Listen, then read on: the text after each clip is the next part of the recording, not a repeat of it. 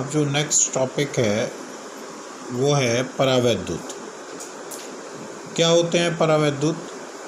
ऐसे पदार्थ जिनमें से होकर विद्युत धारा प्रवाहित नहीं होती है, ऐसे पदार्थों को हम कहते हैं परावैद्युत पदार्थ। इन पदार्थों में कोई मुक्त इलेक्ट्रॉन नहीं पाए जाते, सारे इलेक्ट्रॉन अपने परमाणुओं से बंधे रहते हैं। तो इस मारे ऐसे पदार्थों को में से होकर कोई धारा, विद्युत धारा प्रवाहित नहीं हो पाती है। बिल्कुल सामान्य सा है भाई, अचालक पदार्थ परावैद्युत पदार्थ है। अभ्रक है, एयर भी एक परावैद्युत की तरह ही बिहेव करती है, और बहुत से परावैद्युत पदार्थ हैं। अब परावैद्युत को समझने के लिए हमें यहाँ पे दो चीज़ें, थोड़ा सा परावैद्युत की आगे स्टडी करने के लिए हम थोड़ा सा एक अणु के या परमाणु के संबंध में बात करते हैं। कोई भी हम अणु कंसीडर करते हैं तो उसमें एक या एक से अधिक परमाणु हो सकते हैं। जब एक से अधिक परमाणु होंगे तो उसमें इलेक्ट्रॉन होंगे, प्रोटॉन है, सबका अपना वितरण है। तो अगर हम किसी एक पर्टिकुलर परमाणु की बात करें तो उसमें जो इलेक्ट्रॉन है, नॉर्मली हम लोग ऐसे बना देते हैं कि भाई ये इलेक्ट्रॉन है, पर वास्तव में उसकी पोजीशन, इलेक्ट्रॉन की गति, इलेक्ट्रॉन का जो वेग होता है 10⁶ मीटर पर सेकंड का वेग होता है। इतने वेग के इलेक्ट्रॉन को ये समझ पाना कि वो कहाँ पर है, ये नहीं हो पाता। तो इस मारे हमें एक क्लाउड सा नज़र आता है। जो हम एक्सपेरिमेंट्स होंगे उसमें एक ऋणावेश का क्लाउड सा नज़र आता है चारों ओर।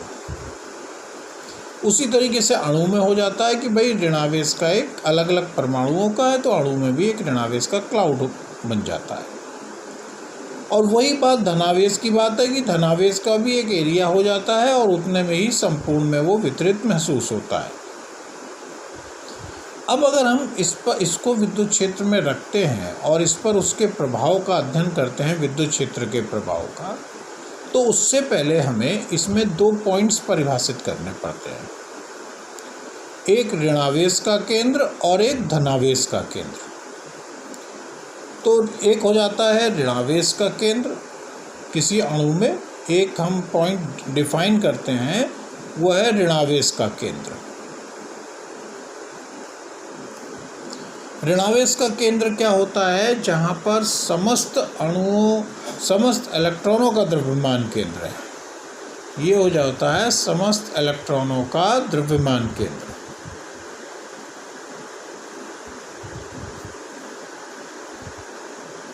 समस्त इलेक्ट्रॉनों के द्रव्यमान केंद्र को हम कह देते हैं ऋणावेश का केंद्र।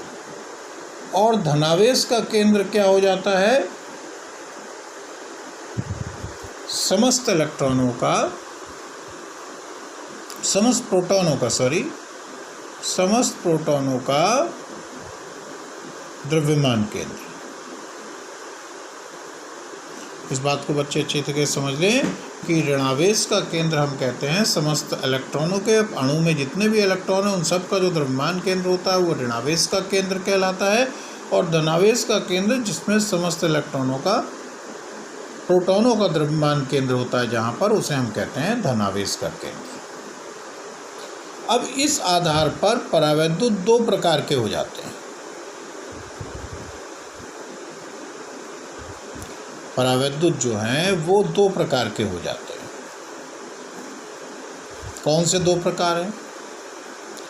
एक कहलाता है अध्रुवीय परावैद्युत।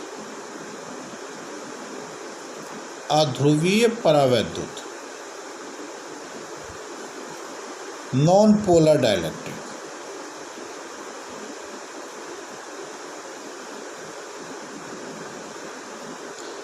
और दूसरा कहलाता है ध्रुवीय परावैद्युत।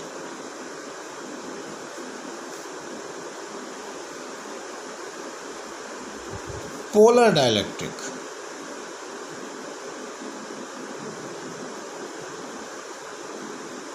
एक हो जाता है अध्रुवीय परावैद्युत, नॉन पोलर डाइलेक्ट्रिक, और एक हो जाता है ध्रुवीय परावैद्युत, पोलर डाइलेक्ट्रिक। अध्रुवीय परावैद्युत में क्या होता है कि जो अणु का एक सिंबल के रूप में हम लोग बनाते हैं इसे, जो अणु का है वो धनावेश और ऋणावेश के केंद्र जो हैं वो एक ही बिंदु पर होते हैं। जहाँ पर धनावेश का केंद्र होता है वहीं पर ऋणावेश का भी केंद्र होता है, तो उसे हम कह देते हैं अध्रुवीय परावैद्युत। इनके जो अणु हैं, क्योंकि इसमें धनावेश ऋणावेश है, तो इनका विद्युत ध्रुवाघूर्ण, जो इनके अणुओं का जो विद्युत ध्रुवाघूर्ण होता है वो शून्य होता है। एग्जाम्पल जैसे रहते हैं N2 है, O2 है, C2, C6, H6 है। इस तरीके से ये कुछ अध्रुवीय परावैद्युत के उदाहरण हैं। क्लियर होना चाहिए बच्चों को। अध्रुवीय परावैद्युत क्या हुआ? ऐसे परावैद्युत जिनके अणुओं में, अगर वो परमाणुविक अवस्था में है तो परमाणुओं में ऋणावेश और धनावेश के केंद्र एक ही बिंदु पर होंगे। अब ध्रुवीय परावैद्युत की क्या बात है? ध्रुवीय परावैद्युत की संरचना कुछ इस प्रकार से होती है कि इसमें ऋणावेश और धनावेश के जो केंद्र होते हैं वो अलग अलग बिंदु पर होते हैं। ऋणावेश और धनावेश के केंद्र जो हैं इसके, वो अलग अलग बिंदु पर होते हैं, तो उसे हम कह देते हैं ध्रुवीय परावैद्युत। क्यों कह रहे हैं इन्हें ध्रुवीय? क्योंकि इनका प्रत्येक अणु एक विद्युत ध्रुवाघूर्ण की तरह व्यवहार करने लगता है। इनका जो प्रत्येक अणु है एक विद्युत ध्रुवाघूर्ण की तरह व्यवहार करने लगता है, तो इनका विद्युत ध्रुवाघूर्ण शून्य नहीं होता, वो शून्य नहीं होता। इनके प्रत्येक अणु एक विद्युत ध्रुवाघूर्ण की तरह व्यवहार करता है, तो वो उसका एक निश्चित विद्युत ध्रुवाघूर्ण होता है, विद्युत ध्रुव की तरह व्यवहार करता है। तो प्रत्येक अणु एक विद्युत ध्रुव की तरह व्यवहार करता है, तो उसका एक विद्युत ध्रुवाघूर्ण होता है। इसके जो कुछ एग्जाम्पल्स हैं, H2O है, C2H5OH है, इस तरीके से बहुत से, CO2 भी इसी में आ जाता है। इस तरीके से ये कुछ इनके उदाहरण बताए जाते हैं। तो क्लियर कर लेंगे इस बात को कि ध्रुवीय परावैद्युत, अध्रुवीय परावैद्युत और ध्रुवीय परावैद्युत क्या हुए। अध्रुवीय परावैद्युत वो हो गए जिनमें ऋणावेश और धनावेश के केंद्र एक ही बिंदु पर हैं। अब इन दोनों को, और ध्रुवीय परावैद्युत वो हो गए जिसमें ऋणावेश और धनावेश के केंद्र भिन्न भिन्न बिंदु पर हैं। इनके परमाणु या अणु विद्युत द्विध्रुव के समान व्यवहार नहीं करते हैं, जबकि इनके परमाणु या अणु विद्युत द्विध्रुव के समान व्यवहार करते हैं। तो उसी आधार पर इनके नाम रखे गए हैं, क्योंकि इसमें कोई विद्युत द्विध्रुव आघूर्ण नहीं होता इनके अणुओं में या परमाणुओं में, तो इस मारे इसे अध्रुवीय परावैद्युत कहते हैं। इनके परमाणुओं या अणुओं में एक विद्युत द्विध्रुव आघूर्ण होता है, इस मारे इसे ध्रुवीय परावैद्युत कहते हैं। बस ये एक अंतर है, बाकी और कोई बात नहीं है। तो ये हो जाता है परावैद्युत के प्रकार। अब हमें जो यहाँ पर डिस्कस करना है वो परावैद्युत का ध्रुवण डिस्कस करना है। परावैद्युत का ध्रुवण,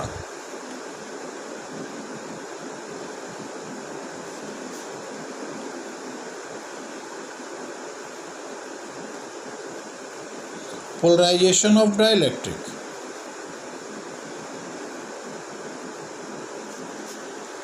पोलराइजेशन ऑफ डाइलेक्ट्रिक क्या होता है परावैद्युत का ध्रुवण? जब हम इन परावैद्युत को विद्युत क्षेत्र में रख देते हैं, जब इन परावैद्युत को विद्युत क्षेत्र में रखा जाएगा, कोई विद्युत क्षेत्र है उसमें हमने परावैद्युत को रख दिया, तो जब इन परावैद्युत को विद्युत क्षेत्र में रखा जाता है तो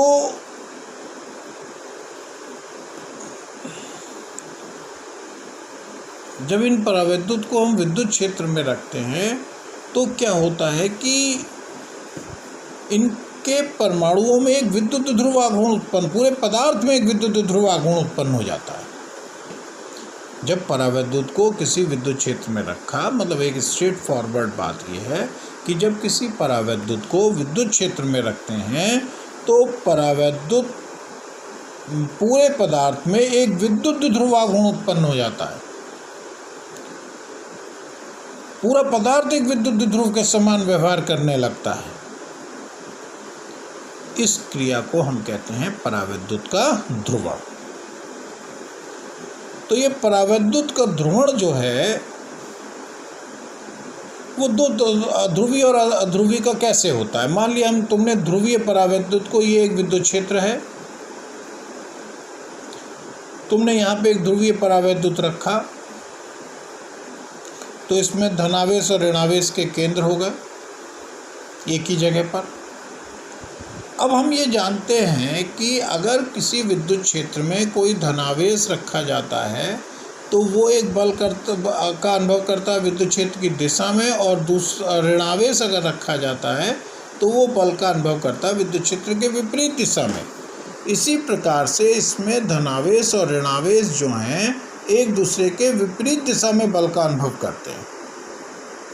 धनावेश विद्युत क्षेत्र की दिशा में बल का अनुभव करेगा और ऋणावेश विद्युत क्षेत्र के विपरीत दिशा में बल का अनुभव करेगा। तो जब धनावेश विद्युत क्षेत्र की दिशा में बल का अनुभव कर रहा है, ऋणावेश विद्युत क्षेत्र के विपरीत दिशा में बल का अनुभव कर रहा है, तो इसके ऋणावेश और धनावेश के केंद्र जो हैं वो थोड़ा सा एक दूसरे से विस्थापित हो जाते हैं। ऋणावेश और धनावेश के केंद्र जो हैं वो एक दूसरे से विस्थापित हो जाते हैं अलग अलग दिशा में। तो इस प्रकार से प्रत्येक अणु एक विद्युत ध्रुव के समान व्यवहार करता है। इस प्रकार से इसका प्रत्येक अणु जो है वो एक विद्युत ध्रुव के समान व्यवहार करता है। तो जब प्रत्येक अणु एक विद्युत ध्रुव के समान व्यवहार कर रहा है, एक सिंबल के रूप में ऐसे बनाया कि भाई एक ऋणावेश धनावेश का केंद्र अलग हो गया, अगले परमाणु में भी ऋणावेश धनावेश का केंद्र अलग हो गया, अगले परमाणु में भी ऋणावेश धनावेश का केंद्र अलग हो गया। इस तरीके से जो परावैद्युत है,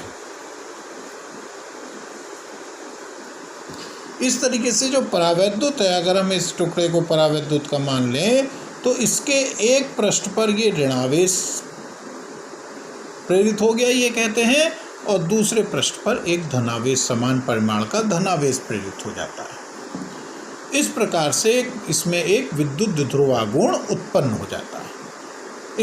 इसमें एक विद्युत क्षेत्र उत्पन्न हो जाता है, क्योंकि यहाँ पे ऋणावेश है, यहाँ पे धनावेश है, तो यहाँ इसमें एक विद्युत क्षेत्र उत्पन्न हो जाता है।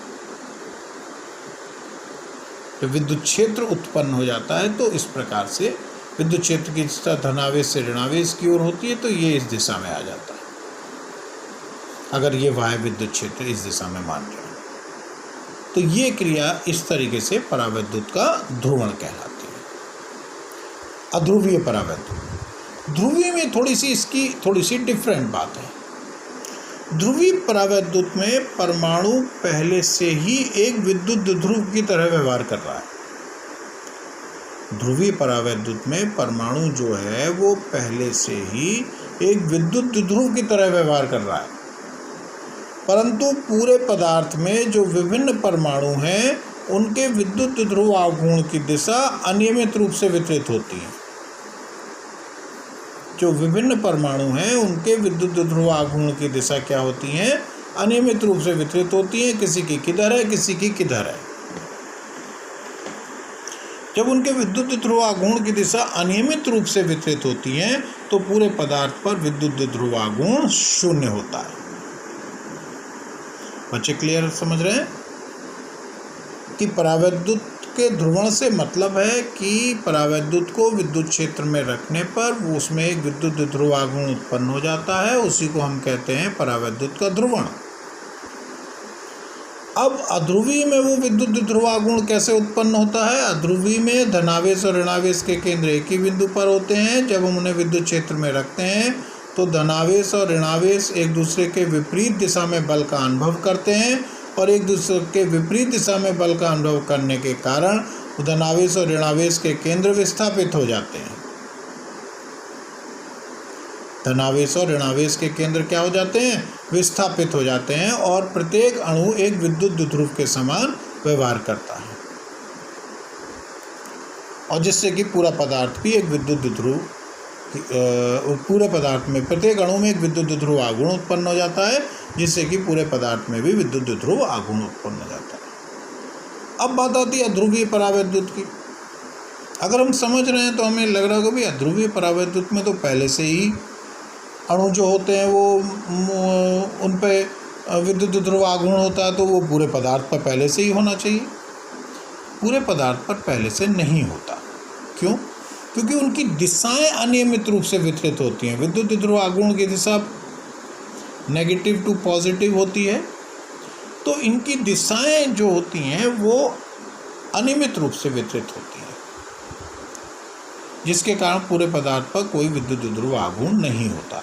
जब हम इन्हें विद्युत क्षेत्र में रखते हैं, जैसा कि हमने फर्स्ट चैप्टर में पढ़ा है कि यदि किसी विद्युत ध्रुव को विद्युत क्षेत्र में रखा जाता है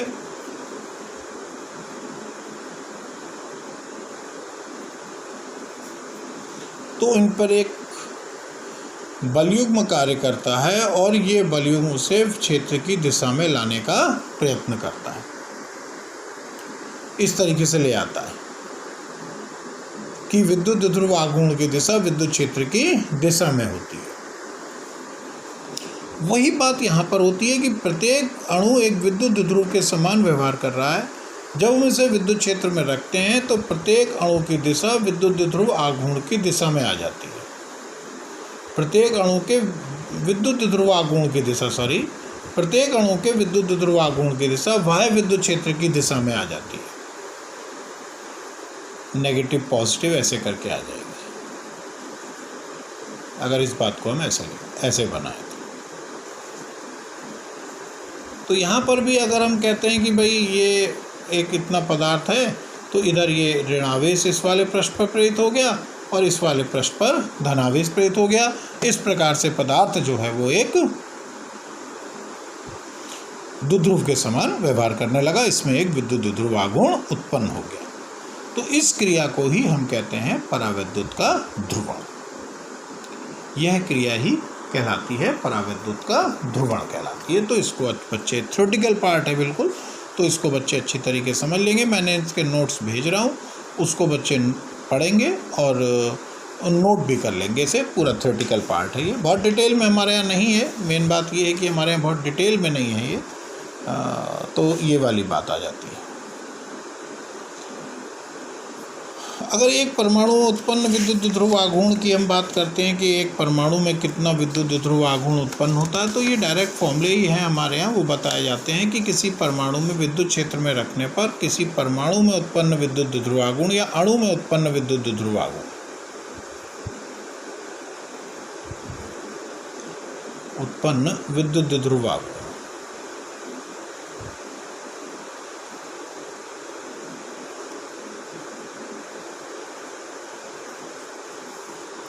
किसी अणु में उत्पन्न जो विद्युत ध्रुव आघूर्ण होता है उसका फॉर्मूला है P = alpha epsilon not E not. P = alpha epsilon not E not. Alpha को कह देते हैं, यहाँ पर हम अल्फा को जो नाम दिया गया है वो नाम दिया है आणविक ध्रुवणता का। अल्फा को जो नाम दिया गया है वो है आणविक ध्रुवणता। अल्फा को जो नाम दिया गया है वो है आणविक ध्रुवणता का नाम दिया गया है। तो इसको हम ध्यान रखेंगे। ये है विद्युत ध्रुव, सिंपल सी चीज़ है। अल्फा को आणविक ध्रुवणता का नाम दिया गया है और ये डायरेक्ट फॉर्मूला है, इसको इसी फॉर्म में हमें याद रखना है।